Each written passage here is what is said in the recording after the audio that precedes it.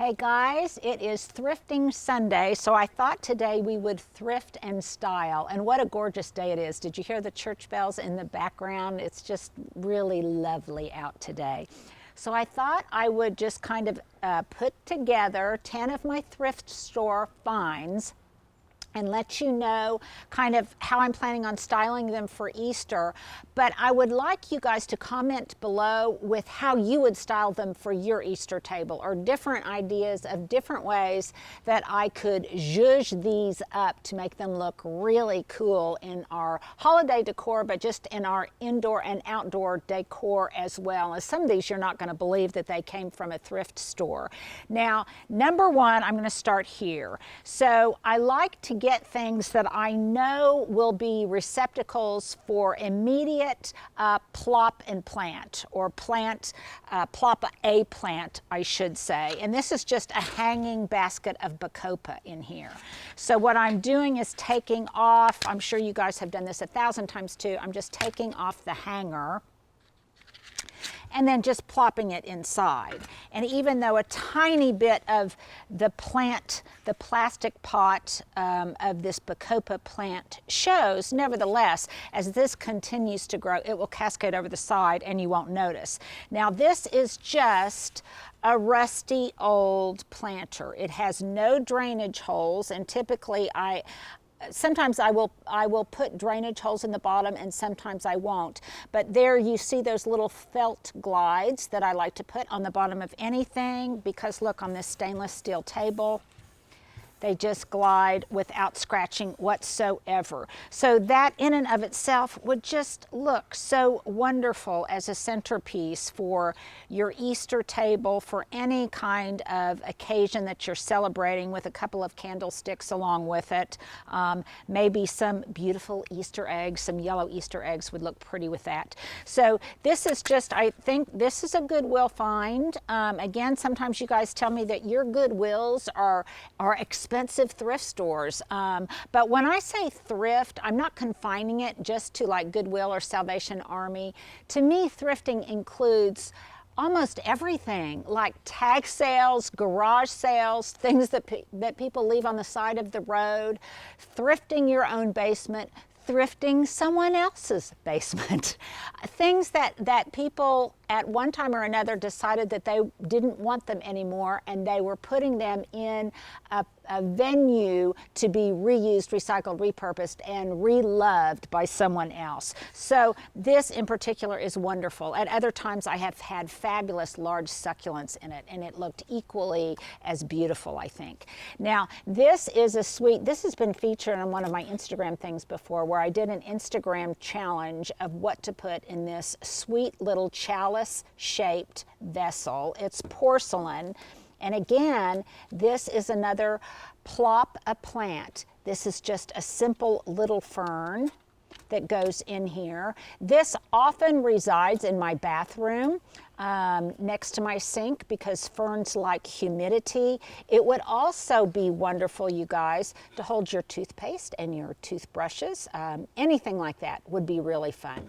And so colored pencils, it's just a good, nice size. So that also came from my Goodwill store. This next item came from just a junk store in a small town in Oklahoma. So that would be my suggestion if you feel like you don't have really good thrifting sources right near you. It's a fun thing to do when you're out of town, especially small towns. They often have locations like this. It's fun to peruse and see what kind of treasures you can find. Now this one, this little stone, it could be stone container, bowl, vase, whatever it is, planter, could be used for so many things. Now why this captured my eye, and this is a tip, if you are trying to kind of categorize things to look for in the thrift store, this captured my eye because its blue stoneware facade looks very much, actually it's identical to some pottery lamps that I have in my bedroom. This matches it perfectly. So when I saw it, I got this so that I can have a sweet little flower arrangement, bedside plant. I could put you know, little candies in here, anything like that. But that is another general category that will catch my eye when I'm at a location, is something that is the same finish or material and matches something that I already have. That makes it look less junky and more kind of consistent and harmonious with other things that I've already got inside and outside. Now, for a long time, I was trying to think, what can I do? Because you guys may be like me and you buy lots of forced hyacinths, paper whites, smaller daffodils like this, and they come in these hyacinth jars. At Trader Joe's, I think right now you can get a forced bulb for like $2.99 or $3.99. So what happens? I end up with a whole bunch of these bottles. And I kept thinking, well, I could take these to my junk store, my Goodwill store, and they could be reused for the same purpose.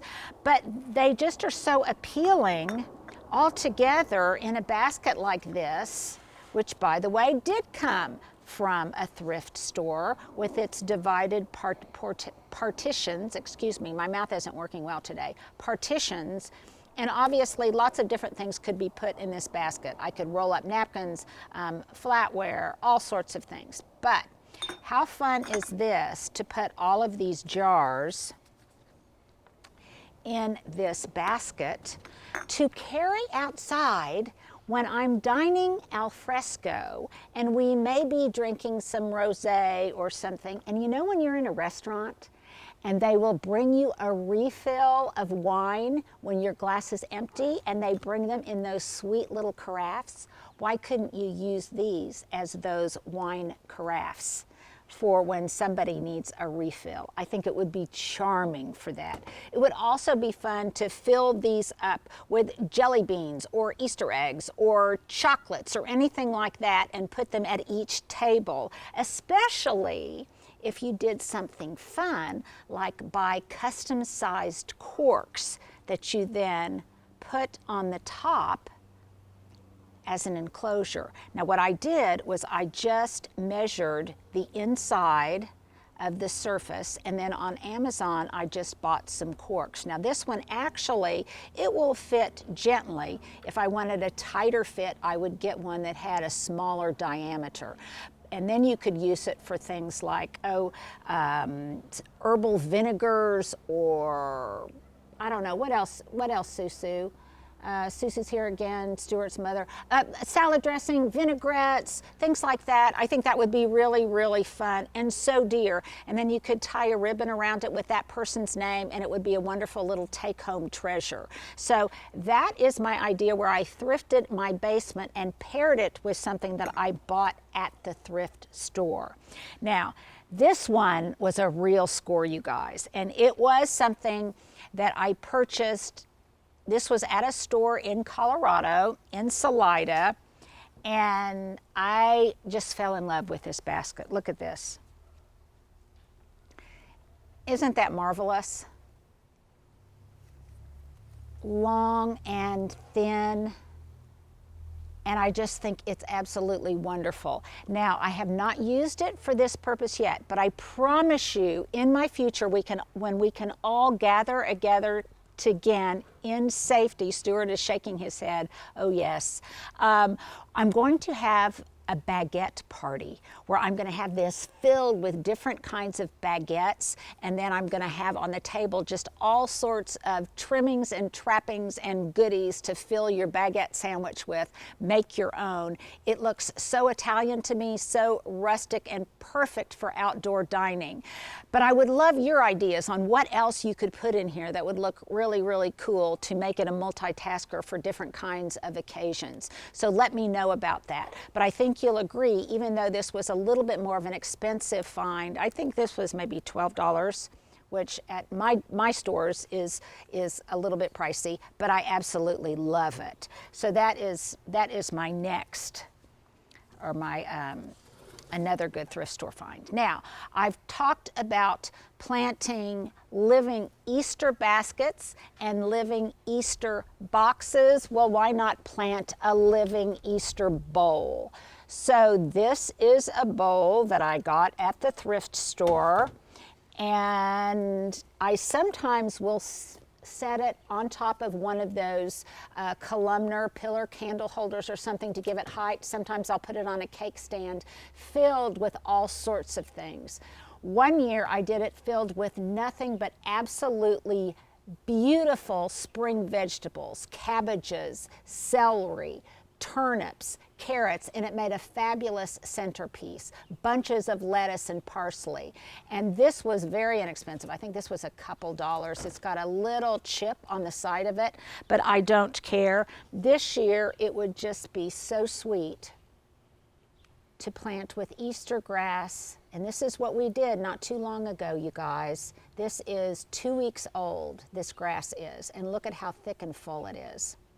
And then even more dear when you find something in white porcelain to pair it with.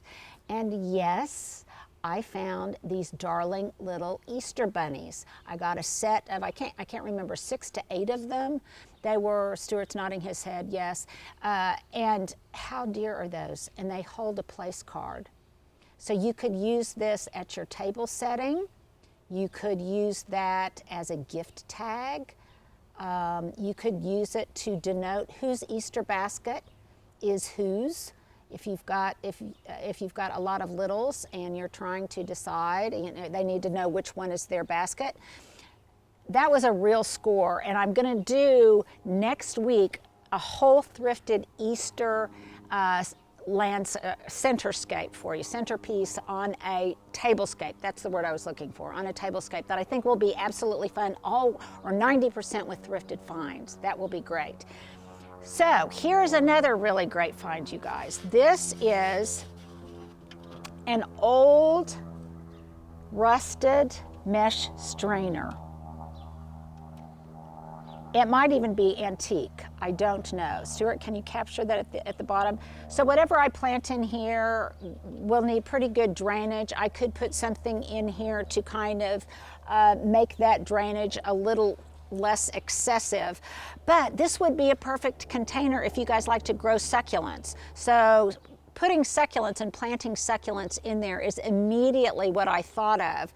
But I think I'm going to do mine with just an assortment of Dusty Millers and marigolds. And isn't that just so sweet?